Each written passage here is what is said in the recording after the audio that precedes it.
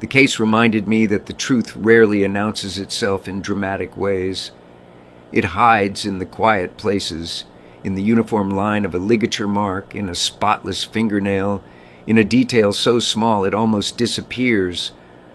Those contradictions, the ones that whisper instead of shout, carry the weight of everything we miss when we only look at the surface. It made me wonder how many lives, how many stories are accepted at face value without question. Sometimes the dead insist on being heard, and the task falls to us to keep listening until their silence breaks. Why would a hospital enforce strict ritual-like rules for a room without a patient inside? That question started running through my mind on day one of orientation. I was new to the ICU, eager to learn, and trying to absorb every detail, but some of the policies written in my training binder didn't match the usual standards I'd known from clinical rotations. Right at the top of the section labeled 4th floor, one room was singled out by name, room 407. The instructions were oddly specific, almost ceremonial compared to the straightforward checklist for every other patient space. The charge nurse walked me through protocols for central line documentation, infection control, ventilator settings. It was all familiar territory. Then we stopped at a paragraph that looked out of place. The words weren't about meds or vitals. They outlined procedure for an unoccupied room.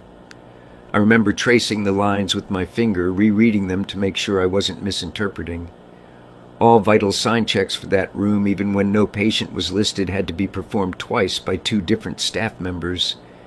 If an alarm sounded and the room was marked empty, 2 nurses were required to enter at the same time to silence it. And strangest of all, an audio recorder was to remain running 24 hours a day, cycling tapes at the start of each shift, regardless of whether there was a patient assigned. Dr. Harrison, the attending physician leading orientation, explained the rest of the hospital rules calmly, as though dictating something routine. When he reached 407, his voice didn't change, but his eyes lingered on us a little longer, like he was making sure we really absorbed it. He didn't answer anyone's questions either. One nurse asked why a recording device was necessary, but he just said, "It's policy," and turned the page. No elaboration, no context. I tried not to overthink it, but the atmosphere told me I wasn't the only one unsettled. During rounds, I noticed seasoned staff would hesitate for a half-second when walking past the door. It was subtle, but the pause was unmistakable, as if they were bracing themselves. On 2 separate occasions during orientation, I felt a faint draft against my ankle while standing outside 407, even though the rest of the hallway air was still controlled by central heating in the middle of winter. A respiratory therapist swore under her breath when a ventilator monitor reset by itself inside, despite the fact there was no patient in the bed and no reason for the system to reboot. In every other ICU setting I knew, procedures had direct evidence-based reasons. Double-checking vitals made sense when adjusting drips or stabilizing a critical patient. Requiring 2 staff for a code alarm prevented human error when dealing with actual emergencies. But applying all that to an empty room, it was irrational. And yet no one treated it like an error. It was spoken aloud with the same clinical steadiness as hand hygiene. The few times I pressed for explanation, the answers stayed evasive. Just how it's done here. Or you'll understand eventually. Sometimes the older staff didn't even use words. They traded quick glances or gave a short nod, like the question itself was unwelcome. It was unnerving to feel so obviously excluded from an inside understanding while standing in scrub shoes like everyone else. I couldn't shake the sense that I'd walked into an unspoken pact, a quiet agreement that room 407 wasn't supposed to be discussed. By the end of orientation, I had memorized the rules, but I hadn't learned the meaning behind them. Still, I carried with me one clear impression. Room 407 wasn't treated like the rest of the ICU. It was more than a space on the assignment board. It carried a presence everyone recognized, even if no one explained it. That realization left me on edge, but it also planted resolve. I knew my first night would bring answers, and whatever the staff was avoiding, I was about to see for myself. When that Shift arrived. I stepped onto the fourth floor, clipboard in hand, ready to follow every step exactly as written. Whatever waited behind the door of room 407, the silence surrounding it was already louder than any alarm. What happens when a room marked empty is never truly empty? That thought pressed in on me as the doors to the ICU slid shut behind me on that first night. I had my checklist, my assignment notes, and the rules drilled into my head from orientation. Still at the back of my mind, I kept circling back to those unusual instructions for room 407. It didn't matter how many times I reminded myself that I wasn't superstitious. I walked that hallway with the rules playing on repeat like a warning I wasn't meant to ignore. The night was calm at first, typical fourth-floor quiet, punctuated by the steady chorus of monitors, respiration cycles, hushed voices moving in and out of patients' rooms. My first rounds gave me the chance to settle, flush IV lines here, adjust oxygen settings there, document vitals, everything as expected. But each step that brought me closer to 407 carried a subtle weight. The hum of equipment seemed to soften as I approached, as though the space itself silenced the usual rhythm. Halfway down the hall, I noticed the change in temperature. The hospital's climate control is notoriously consistent. I had layered my scrubs with a thin jacket, knowing the whole building ran warm, and yet near that door, breath curled into faint mist. I actually paused mid-stride, watching vapor escape my mouth in disbelief. The thermometer display by the nurse's station only a dozen feet away still read 74 degrees. It didn't make sense. Instinctively, I slowed my steps. My sneakers squeaked less against the polished floor, as if even sound wanted to retreat. When I finally stepped inside, the air felt heavier, like humidity without warmth. The bed stood neatly made, crisp corners tucked military-style the way environmental surfaces left every unused room. For a moment, everything appeared normal until the wall monitor blinked awake. Without anyone attached to it, the screen traced out jagged green pulses. The display held rhythm, like a heartbeat. My training had me checking cables, connections, anything to explain it. Then just as quickly the lines flatlined, returning to silence. No record in the memory buffer, nothing to print, as if the episode had never happened. I moved to the corner where the small digital recorder sat on its rolling cart. The tape ticked forward, red recording indicator steady. When I pressed my stethoscope lightly against the speaker, I caught it. Not feedback, not mechanical buzzing, but something closer to muffled syllables. Too soft to parse, shaped like words bleeding through a wall. I raised the volume, but the sound stayed just beneath recognition, like someone whispering from several rooms away. My shift partner called down the hallway, asking if I was ready to trade rooms. When I stepped out and mentioned what I'd seen, she shook her head, barely making eye contact. "Just log it and move on." That's all she said. No curiosity, no correction, nothing. The expression on her face wasn't disbelief, it was resignation. Like she'd heard all of it before and decided not to answer questions any longer. That silence unsettled me more than the monitors. In medicine, unexplained readings get attention, faulty equipment is flagged, and anomalies mean follow-up. But here, the system encouraged acceptance without discussion. I wrote down the event just as instructed, but I couldn't let it sit there. The recorder offered proof, something tangible outside my perception. During the next tape change, I slipped a rewound copy into the bottom of my bag. Nobody noticed, and I didn't tell anyone what I took. Hours stretched on, and the pattern repeated itself. A pulse tracing flickered again without a patient, holding steady before vanishing into static. Once more the tape carried that low hum, punctuated with rhythmic stops like breathing. Each occurrence matched the strange cold that lingered in the corridor just outside. By the time morning came, I no longer tried to rationalize it as stress or inexperience. There were objective changes, temperature drops, false monitor activity, audio records with unexplained voices. These weren't hallucinations. They weren't side effects of a 12-hour shift. I walked away from that night with more than unease. I carried evidence that room 407 didn't behave like other so-called empty wards. Something interacted with the equipment and filled the silence with presence. The hospital could mask it beneath routine policies, but the reality was now clear. The room wasn't vacant. It hadn't been vacant for a long time. And before my second night even began, I learned the room wouldn't remain empty much longer. What if a patient sees what no one else admits exists? That question had been circling in my mind ever since my first encounter with room 407, and it sharpened the moment I learned Mr. David Kellerman would be transferred there. He was a stable post-operative case, recovering from abdominal surgery.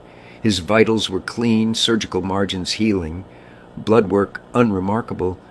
By all accounts, he was exactly the sort of patient you'd expect to move out of higher acuity care. There was nothing in his chart that suggested psychiatric complications, nothing that would prime him for hallucinations or agitation. When I reviewed his file before helping with transport, I didn't see anything that raised a flag beyond mild pain control. It seemed routine. The first hour after settling him into 407 was uneventful. He was polite, oriented, even cracked a dry joke about hospital food. I noted his incision clean, drainage minimal, everything tracked in predictable ranges, but not long after I saw his eyes shift to the far corner of the room. He went still, expression tightening. When I asked if he was in pain, he shook his head without looking at me. His gaze stayed fixed on that spot, as if something held his attention. After a pause, he said there was a woman standing there. He described her in a low, uneasy tone, older, wearing white, not moving, simply watching him. I glanced at the space he indicated. The corner was empty, just shadow where the overhead lamp didn't reach. I checked his vitals again. Blood pressure steady, pulse within his baseline, oxygen saturation unchanged. Nothing to suggest delirium. Still, his agitation grew. Each time his eyes tracked back to that corner, small movements betrayed him, fingers clenching his blanket, shoulders pulling in tighter. When his monitor printed the next set of routine recordings, I noticed something I couldn't dismiss so easily. The environmental log attached to our unit's control system had marked a 2-degree drop in room temperature at the exact time he first mentioned her. Later, when he whispered that she stepped closer, the log registered another dip. I documented the episodes carefully. The coincidence was too neat to ignore. Kellerman continued to describe her presence, and his consistency unsettled me more than if he had rambled or contradicted himself. He didn't embellish or improvise. He simply insisted this woman had been in the corner since he arrived. He repeated that same phrase again and again, and every time his eyes drifted toward the wall, I followed out of reflex. That's when I noticed a detail the orientation tours had not prepared me for. Just feet from where he claimed she stood, a section of wall bore an uneven surface. It was subtle, sealed under paint, but once I saw it, it refused to blend back in. A rectangular patch, faintly offset from the rest of the sterile paneling. I weighed whether to bring it up to the team, but when I reported his claims, the reactions were familiar, nodding, quick dismissal. One resident wrote it off as post-operative anxiety, a common feature after extended anesthesia. An older nurse suggested he was metabolizing his pain medications strongly. No one looked at the environmental logs. No one walked into that corner. The logic was clean. Patients hallucinate. Recovery wings see it all the time. And yet, sitting beside him, I couldn't shake the alignment of his words with measurable drops in temperature, real counterpoints visible on printed paper. Late into my rounds, I caught myself slowing at the threshold. His gaze stayed locked to that patched segment of wall. I turned toward it, and in the narrow span before I faced it fully, I caught a flicker, like the suggestion of a shift in light. The instant I focused, with both eyes, the space stood empty again. That was when my stomach tightened. It wasn't just his description anymore. My own senses had answered, even briefly, with a trace I couldn't rationalize. In those hours, I stopped thinking of his words as paranoia, each episode aligned with some external marker: temperature, flicker, restlessness. This wasn't simply the haze of recovery, it was interaction. Something in that room responded when Kellerman reacted, and I was now part of the witnesses. By morning, I had more than unease, I had parallel events on record. At that point, silence was no longer just confusing, it felt complicit. I made a decision to corner Dr. Harrison for a clear answer because whatever lingered inside 407, it wasn't only haunting patients, it was leaving evidence. And evidence needed history to explain it. Word count 630. Why would a hospital room act like a memorial no one can talk about? That was the question I pressed on Dr. Harrison after watching Mr. Kellerman unravel in 407. I wasn't expecting an answer, but that night, he surprised me. Instead of dismissing my concern like the others, he asked me to come to his office after rounds. He slid a thick manila folder across his desk, the kind that looks heavy even before you touch it. Inside were photocopies of brittle newspapers, copies of handwritten notes, and a few typed transcripts of internal board meetings from a century earlier. He didn't look me in the eye as I pulled them out. He just said, "You need to know who Grace Holloway was." The first clipping was yellowed with age before it had even been copied. It carried a headline from the winter of 1918 reporting a surge of deaths among both patients and staff during the influenza pandemic. Buried a few paragraphs down was a mention of 2 nurses dying on the same ward within the same week. The column was short, almost brushed aside in between tallies of cases and advice on mask mandates, yet it named one of them, Nurse Grace Holloway, age 28. There wasn't much else in the printed obituary, no details, no circumstances. But Harrison's folder held a journal page tucked behind it, written in quick but measured cursive. The signature matched the name. As I moved through the pages, the picture grew clearer. Grace had been assigned to that floor during the height of the pandemic. Her notes described overcrowded wards, beds lining the hallways, and a lack of supplies so severe that nurses reused gauze until it turned gray. That much reflected what I knew historically, but then her entries took a sharper turn. She described treatments being administered by a supervising physician that she believed exceeded safe practice. She noted injections given without explanation, patients placed under induced fevers, and what she referred to as tests that harmed rather than healed. It was unsettling to read a nurse echoing the same tone of concern I had felt, except hers was written in 1918. Her words weren't hysterical, they were clinical. She logged times, patient ages, and outcomes. One list marked 30 names in succession, all followed by the simple notation: expired.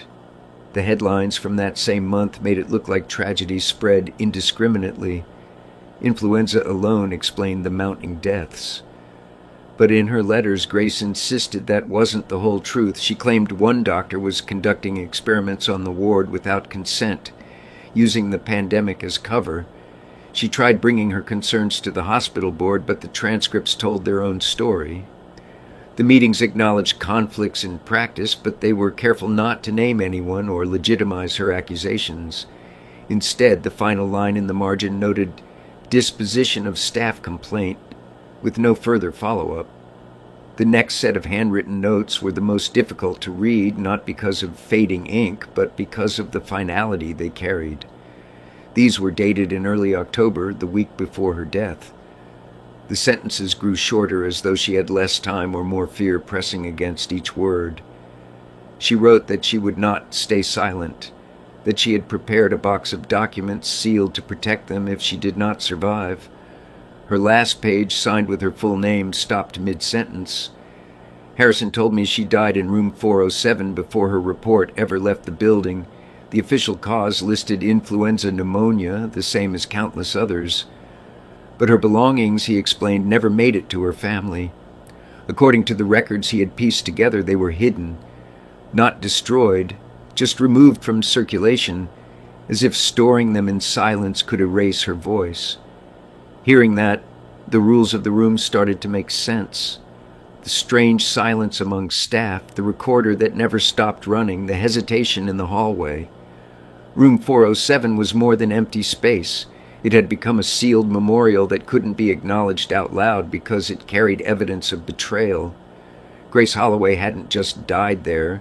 Her attempt to hold someone accountable was literally plastered into the wall. Sitting with the folder in my lap, I realized the haunting wasn't just a feeling. It was historical weight. Every unexplained reading, every whisper caught on tape, every nervous glance, that all seemed like echoes of what had been buried to protect the hospital. Room 407 didn't only hold fear, it held testimony, and the next step was clear. We needed to see if what she hid was still inside those patched walls waiting to be found. Could a hidden box end a century of silence? That thought weighed heavily as Dr. Harrison and I stood inside room 407 late that night. Mr. Kellerman was asleep, but even during his restless hours earlier, his eyes had stayed locked on the same spot, an uneven square along the wall just behind his bed. The paint was uniform, but something about the surface looked repaired, as though someone had covered an opening. It was impossible to ignore after hearing Grace Holloway's story. Harrison finally admitted he'd seen the patch before, but no one had ever been permitted to disturb it. Standing there, both of us knew what had to happen next. We moved his bed gently toward the center of the room, just enough to access the area. The wall responded with a hollow thud when Harrison tapped it. Hospitals build with concrete drywall and sterile reinforcement. This panel sounded different, softer, less solid, as though there was space behind it. He retrieved a basic toolkit from the maintenance supply. I held the flashlight while he scored the outline, each scrape echoing far louder than it should have in the otherwise silent room. The moment the final panel edge loosened, we both smelled it, a faint whiff of oiled fabric. He pried carefully, and soon the opening revealed itself, not a cavity full of wires or insulation, but a carefully constructed niche sealed decades earlier. Inside rested a small wooden box wrapped tightly in cloth darker from time and protective oil. Despite the years, the surface showed almost no rot, no water damage. It had been placed with intention, preserved to last. My hand shook slightly when we drew it out together. Before lifting the lid, the room reacted. Every monitor in the bay spiked at once. Green tracings sprang across screens, heart rates appearing where no sensors were connected. Kellerman's vitals blipped erratically even as he slept, then smoothed as quickly as they came. The spike lasted only seconds, but both of us froze, staring at equipment that had no reason to display activity. I could hear my own pulse in my ears as silence returned. We laid the box on the bedside table and unfolded the cloth. The hinges creaked but held firm as Harrison opened it slowly. Inside sat Grace Holloway's belongings laid out with deliberate order. A small silver locket, simple but still bright. A black fountain pen with scratches near the nib. A folded letter on a hospital stationery, the ink pale with age but legible. And beneath them, her journal bound in worn leather, still intact, still alive, with handwriting spanning across scores of pages. I turned carefully through the journal, reading sections aloud. Her notes were matter-of-fact. Dates lined the margins, names written in neat columns, outcomes marked with single words.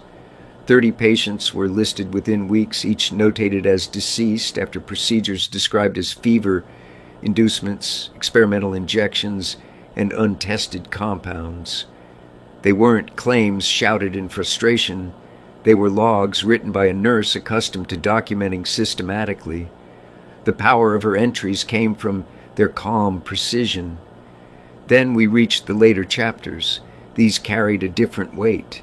They described her knowledge of risk, her awareness that her complaints were being ignored. She noted clearly that she had copied key information, that she would hide it somewhere the hospital could not easily destroy. Her words carried conviction, but also exhaustion. The final entry stopped abruptly in early October, each line tighter, written quicker, sentences shorter until the page simply ended. The folded letter brought that conviction into sharper focus. It named the physician she believed responsible for the experiments. It outlined her fears for other patients and her warning that silence would allow the walls themselves to keep secrets. Reading those words beside the patched wall felt almost unbearable. She had sealed her findings in the very room where she died, leaving her testimony entombed within plaster for generations. Holding the locket at that moment reminded me she wasn't just a witness, she was a person whose life ended inside this ward. The fountain pen carried scratches where her grip must have tightened while writing in frustration or fear. And her handwriting, steady, dignified right until the last lines, revealed sacrifice not through rumor or story, but through her own recorded truth. Standing over that open box, room 407 no longer felt like an unexplained haunting. It wasn't simply phantom flickers on monitors or cold breaths in empty air. The artifacts reconstructed a narrative the hospital had erased. This space carried both a body and a testimony, hidden deliberately, now unearthed deliberately. For the first time, I felt the atmosphere shift from dread to clarity. The evidence Grace Holloway risked everything to preserve was finally in the open. With the box uncovered, the question reached beyond me. How would the hospital confront what came next? The darkest presence in room 407 wasn't a ghost at all. It was the betrayal of patients who trusted physicians and paid with their lives.